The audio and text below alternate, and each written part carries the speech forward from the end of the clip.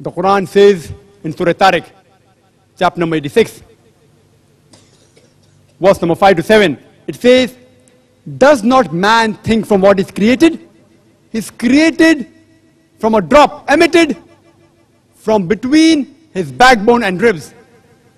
And today we know that the genital organs, the testes and the ovaries, during the embryonic age, they develop from where the kidney is placed, between the backbone and the 11th and the 12th rib. The Quran says in Surah Najm, chapter number 53, verse number 45 and 46, and Surah Qiyamah, chapter number 75, verse number 37 to 39, it says that it is the male which is responsible for the sex of the child, which we discovered recently. The Quran says that the embryo is covered, that the fetus is covered in 3 waves of darkness, which is confirmed today. The Quran describes the embryonic stages in great detail. In Surah Mu'minun, chapter number 23, verses 12 to 14, and in Surah Hajj, chapter number 22, verse number 5, it says that the human beings have been created from a minute quantity of liquid, from something which clings, a leech-like substance, then made into a mudga, a chewed-like substance, then made into izaman, that is bone, then clothed with lahm, that is flesh.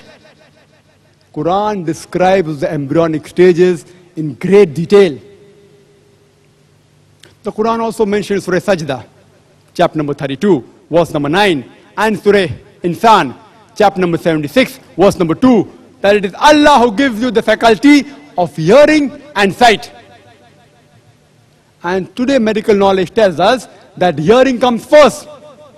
It is developed completely by the 5th month of pregnancy. And then the eye is split open by the 7th month of pregnancy. Quran gives the reply in Surah Qiyamah, chapter number 75, verse number 3 to 4, that when the question is posed, how will Allah subhanahu wa ta'ala assemble the bones on the day of judgment? Allah replies that we will not only be able to assemble your bones, we shall even assemble your very fingertips. Quran is saying Allah subhanahu wa ta'ala can also assemble your fingertips. What does it mean? In 1880, Sir Gould, he described the method of fingerprinting, which today we use it to identify people. No 2 fingerprints, even in 1,000,000 people, are identical. Quran speaks about fingerprinting method 1400 years ago. There are several examples of science. If you want to know more details about the scientific knowledge which is mentioned in the Quran, you can refer to my video cassette, Quran and Modern Science, Conflict or Conciliation, which is available for sale in the foyer. I would like to give one more scientific fact, that there was a scientist in Thailand by the name of Professor Takashan, who did a great deal of research in the field of pain receptors. Previously, science thought that only the brain was responsible.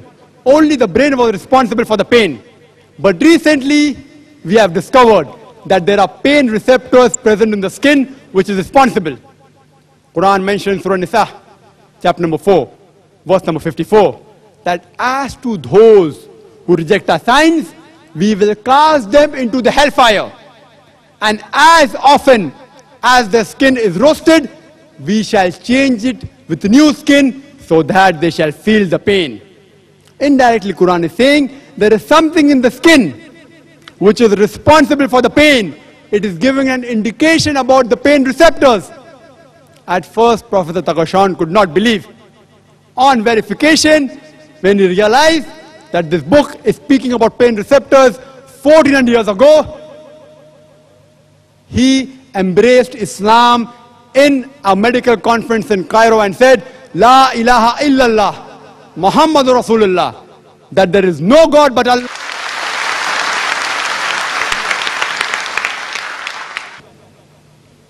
Then you pose the question to the atheist.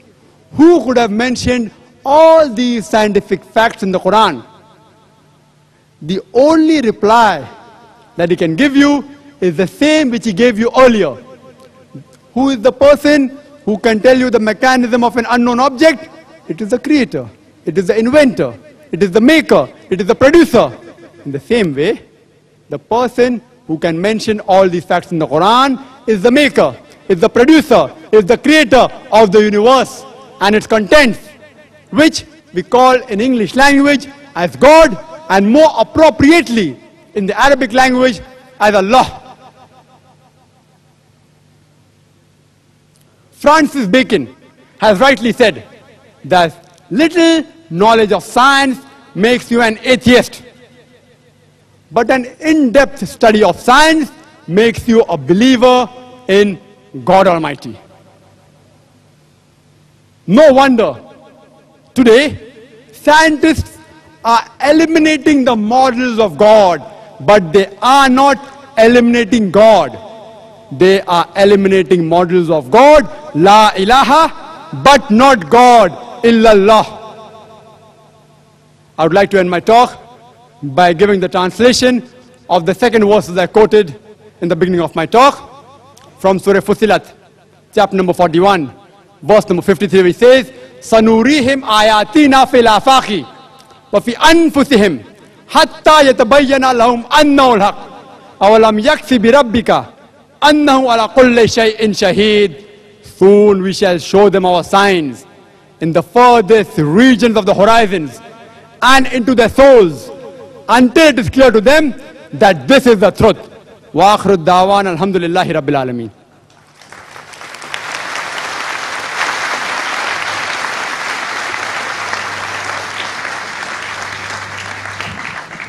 Thank you, Jazakallah Khair, for the very kind and rapt attention you all have shown during the course of the lecture. Now we come to the second part of our session, and we hope to have a similar, in fact, a better interest of yours. That is the question and answer session.